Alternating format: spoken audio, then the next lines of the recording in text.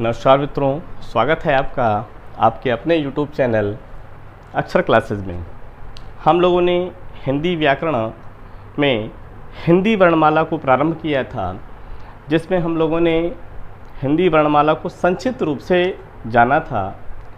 पिछले वीडियोस को जिन लोगों ने नहीं देखा है तो कृपया उन वीडियोस को ज़रूर देखें।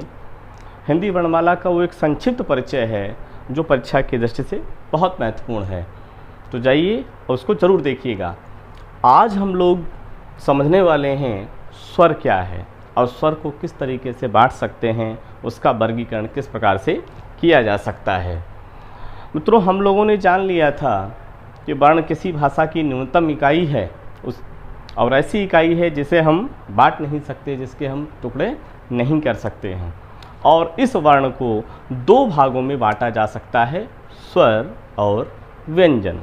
पिछली कक्षा में भी हम लोगों ने संक्षिप्त रूप से समझा था कि स्वर क्या हैं और व्यंजन क्या हैं। आज हम लोग इसको अलग पार्ट के रूप में समझेंगे कि स्वर क्या हैं, और अगले वीडियो में हम लोग जानेंगे कि व्यंजन जो हैं वो क्या हैं, उनका वर्गीकरण किस प्रकार से किया जाता है। तो आइए प्रारंभ करते हैं। स्वर की अगर बात की जाए कि स्वर क्या है, तो आप लोगों ने पढ़ा होगा कि स्वयं राजन्ते विराजन्ते इति स्वरा, जो स्वयं राजित हैं, विराजित हैं, सुशोभित हैं, वही स्वर हैं। अर्थात इसका क्या तात्पर्य है कि स्वर किसी भी भाषा की वह ध्वनियाँ हैं, वह मूल ध्वनियाँ हम कह सकते हैं, जिनका उच्चारण मुख विवर से स्वतंत्र रूप से होता है, मुक्त रूप से किया जाता है। वे ध्वनियाँ जिनका उच्चारण बिना किसी विघ्न बाधा के किया जाता है, बिना किसी की सहायता से किया जाता है, वे स्वर कहलाते हैं। इसीलिए उनको स्वयं राजित और विराजित कहा गया है, क्योंकि स्वर वो हैं जो बिना किसी की मदद से उच्चरित किए जाते हैं। बहुत पूछा जाता है कि हिंदी वर्णमाला में कितने स्वर हैं, तो याद रखिएगा हिंदी वर्णमाला में जो स्वर हैं वो 11 हैं। कोई कितना भी आपको भरवाए, लेकिन आपको याद रखना है कि हिंदी वर्णमाला में जो स्वर हैं उनकी संख्या 11 है। पिछली कक्षा में हम लोगों ने समझा था अ, ई, आ, ई, उ, ऋ, ए, ऐ, ओ, औ, ये आपके क्या हैं? 11 स्वर हैं। अब इन 11 स्वरों को हम किस तरीके से इनका वर्गीकरण कर सकते हैं, आइए जानते हैं। मित्रों, पहला वर्गीकरण हम लोग कर सकते हैं रचना के आधार पर। किसके आधार पर? रचना के आधार पर। रचना के आधार पर जो स्वर हैं उनको हम 3 भागों में बांट सकते हैं, और वो 3 भाग कौन कौन से हैं? पहला भाग आपका हो जाएगा ह्रस्व स्वर। कौन सा? ह्रस्व स्वर। दूसरा हो जाएगा आपका दीर्घ स्वर, और तीसरा हो जाएगा संयुक्त स्वर। बहुत ही महत्वपूर्ण है परीक्षा की दृष्टि से, ठीक है। ह्रस्व स्वर, दीर्घ स्वर और आपका संयुक्त स्वर। तो जब भी पूछा जाएगा कि रचना के आधार पर जो स्वर हैं उनका विभाजन क्या है, तो आप कहेंगे कि उन्हें हम ह्रस्व स्वर, दीर्घ स्वर और संयुक्त स्वर में बांट सकते हैं। ह्रस्व स्वर क्या है? कौन कौन से ह्रस्व स्वर हैं, आइए समझते हैं। देखिए, ह्रस्व स्वर वो स्वर हैं जिनके उच्चारण में अपेक्षाकृत कम समय लगता है। जिनके उच्चारण में कम समय लगेगा उन्हें ह्रस्व स्वर कहा जाता है। और आप लोग जानते हैं कि ह्रस्व स्वर को छंद शास्त्र में कुछ कहा जाता है। क्या कहा जाता है? कमेंट करके बताइएगा। ह्रस्व स्वर को छंद शास्त्र में कहा जाता है लघु स्वर। तो ह्रस्व स्वर कौन कौन से हैं, और इनका एक नाम और याद रखिएगा कि ह्रस्व स्वर को हम मूल स्वर भी कहते हैं। क्या कहते हैं? मूल स्वर भी कहते हैं।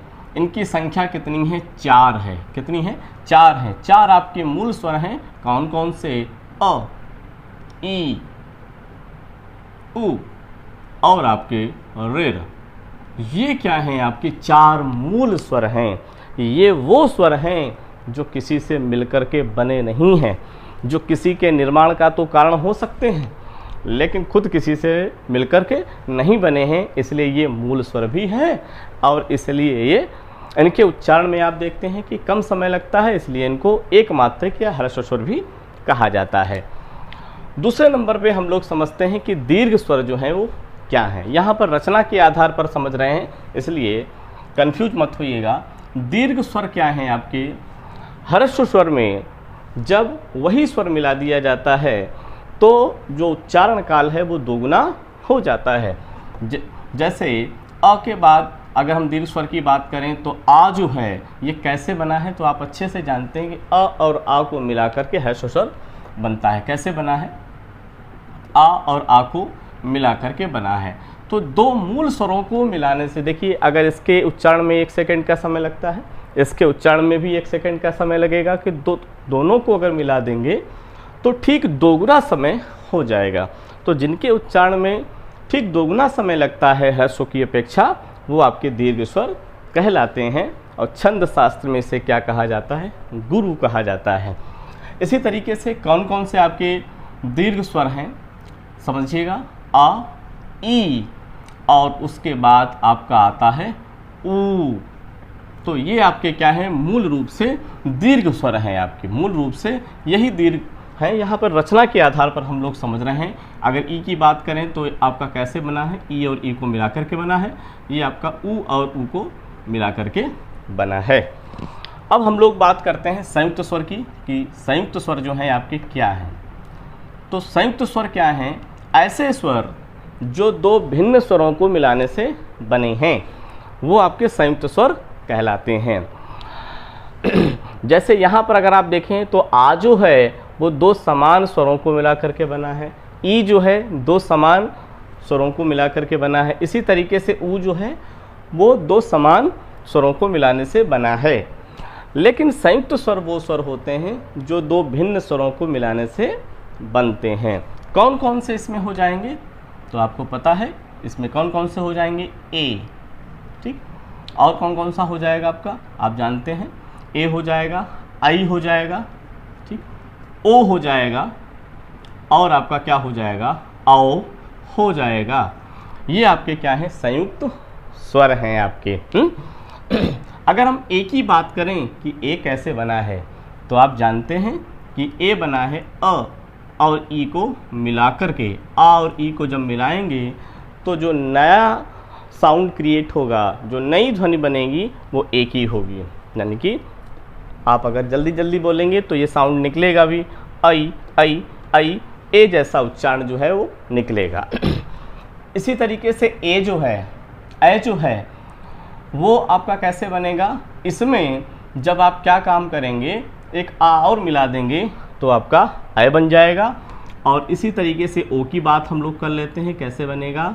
अ और ऊ को जब आप मिलाएंगे तो क्या बन जाएगा? आपका ओ बन जाएगा। आप देखिएगा औ औ औ, ओ जैसा उच्चारण जो है वो निकलता है। और औ कैसे बनेगा? इसमें जो है एक आ और लगा दीजिए तो आपका औ जो है वो बन जाएगा। तो इस तरीके से रचना के आधार पर जो हैं वो स्वर आपके ह्रस्व स्वर, दीर्घ स्वर और आपके संयुक्त स्वर हैं। अब एक प्रश्न है आपके लिए, कमेंट करके बताइएगा कि इसका उत्तर क्या होगा। संयुक्त स्वर नहीं है, संयुक्त स्वर नहीं है। आपको बताना है इसमें से कौन सा संयुक्त स्वर नहीं है। ए, उ, ओ और आपका औ। तो इस तरीके से प्रश्न आपका पूछा जा सकता है। आप ध्यान दीजिएगा, संयुक्त स्वर नहीं है। तो कौन सा संयुक्त स्वर नहीं है? ए, ओ और औ ये संयुक्त स्वर है। ऊ जो है आपका कैसा स्वर है? आपका ह्रस्व स्वर है। तो इस तरीके से रचना के आधार पर जो स्वर हैं उनको हम समझ सकते हैं। इसके बाद हम लोग जानेंगे कि मात्रा के आधार पर जो स्वर हैं वो कितने प्रकार के हैं। तो दूसरा जो विभाजन है आपका, वो दूसरा विभाजन आप क्या पढ़ते हैं? मात्रा के आधार पर स्वरों का वर्गीकरण। तो मात्रा के आधार पर जब हम लोग बात करते हैं तो मात्रा के आधार पर स्वरों का जो वर्गीकरण है वो हम समझते हैं क्या है?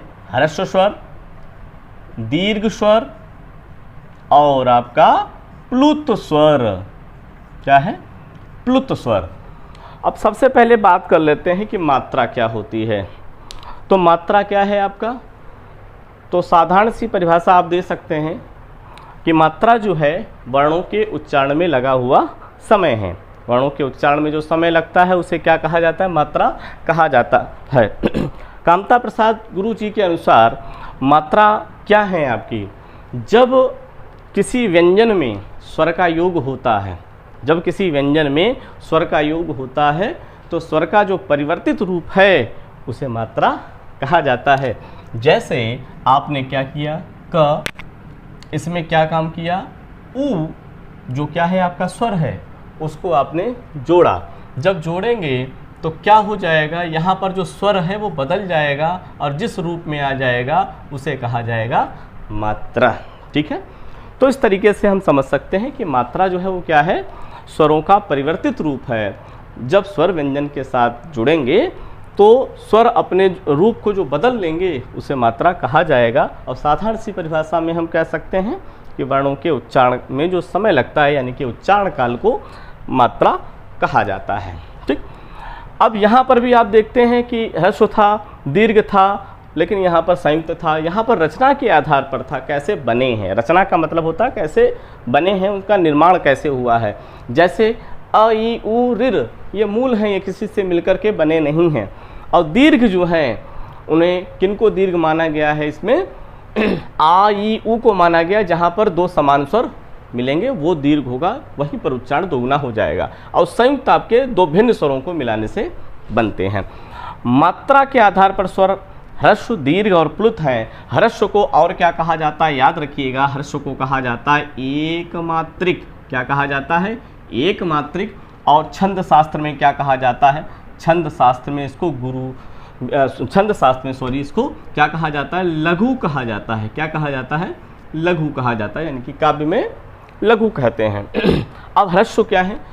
जिनके उच्चारण में कम समय लगता है उन्हें ह्रस्व कहा जाता है। यानी कि कौन से आपके ह्रस्व स्वर हैं? तो आप कहेंगे अ, ई, उ और आपके ऋ। ये चार जो हैं आपके मूल स्वर हैं और यही आपके ह्रस्व स्वर हैं। इन्हें एक मात्रिक कहा जाता है या लघु भी कहा जाता है।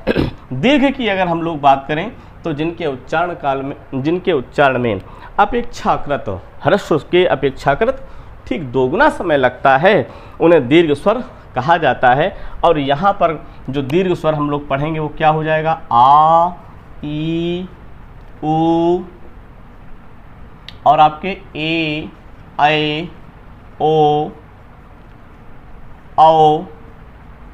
तो ये आपके क्या है? दीर्घ स्वर हैं आपके। तो यहाँ पर देखिएगा जो आपके संयुक्त थे उनको भी दीर्घ में शामिल कर लिया गया, यानी कि संयुक्त भी क्या है आपके दीर्घ की ही उसमें आते हैं, लेकिन यहाँ पर हम लोग बनावट के आधार पर पढ़ रहे थे। अब बात करते हैं प्लुत। तो प्लुत का मतलब कभी कभी पूछ लिया जाता है कि प्लुत का मतलब क्या होता है। तो याद रखिएगा, प्लुत का मतलब होता है उछलता हुआ। क्या होता है? उछलता हुआ। अब प्लुत स्वर क्या होते हैं? देखिए, प्लुत स्वर जो हैं आपके, इनका प्रयोग संस्कृत में है या नाटकों और संवादों में इनका प्रयोग जो है वो किया जाता है। और ये क्या हैं आपके? वे स्वर जिनके उच्चारण में लगभग 3 गुना समय लगता है उन्हें क्या कहा जाता है? प्लुत स्वर कहा जाता है। हिंदी में इनका प्रयोग ना के बराबर है, और अगर है भी तो रोने चिल्लाने में है। जैसे आपने रामलीला का मंचन देखा होगा तो वहाँ पर दशरथ मरण जब होता है तो दशरथ किस तरीके से चिल्लाते हैं? राम नहीं कहते, वो कहते हैं राम। तो रा को उन्होंने खींच दिया, इसका मतलब प्लुत कर दिया, है ना। वो उछलता हुआ हमको सुनाई दिया। तो प्लुत जो है, जहाँ पर भी आपने देखा होगा जब प्लुत लिखते हैं तो वहाँ पर क्या करते हैं? 3 लिख देते हैं, इस तरीके से आपने देखा होगा। तो ये 3 का मतलब क्या होता है कि यहाँ पर इस साउंड को हमें 3 गुना कर देना है। तो प्लुत स्वर वे स्वर हैं जिनके उच्चारण में 3 गुना समय लगता है। हिंदी में इनका प्रयोग कम है या नाटकों और संवादों में रोने चिल्लाने में इनका प्रयोग किया जाता है। संस्कृत में इनका बहुधा प्रयोग मिल जाता है आपको। जैसे हम बोलते हैं ओम, ओ को खींचना है आपको, जो इसका स्वाभाविक उच्चारण है उसे 3 गुना उच्चारण आपको करना है, तो ये आपका प्लुत हो जाएगा। तो इस तरीके से मात्रा के आधार पर हम लोग देखें तो स्वर जो हैं आपके ह्रस्व, दीर्घ और प्लुत होते हैं। ह्रस्व को एक मात्रिक और इसे क्या कहेंगे? दीर्घ को याद रखिएगा, इसे कहेंगे द्विमात्रिक। दीर्घ को क्या कहेंगे? द्विमात्रिक। क्या कहेंगे? द्विमात्रिक। और क्या कह देंगे? गुरु भी कहा जाता है इनको, ठीक है। अपलुत को क्या कहते हैं? त्रिमात्रिक कहा जाता है, ठीक है। अच्छा, एक बात और याद रखिएगा, कुल स्वरों की संख्या कितनी है? 11। लेकिन कभी कभी परीक्षा में आपका टेस्ट लेने के लिए पूछ लिया जाता है कि ये बताइए कि मात्रा के आधार पर स्वर जो है वो कितने हैं। तो मात्रा के आधार पर जो स्वर हैं, अगर हमसे पूछा जाता है कि मात्रा के आधार पर स्वर कितने हैं, तो हम लोग बताएंगे कि मात्रा के आधार पर जो स्वर हैं उनकी संख्या 10 है। 10 है।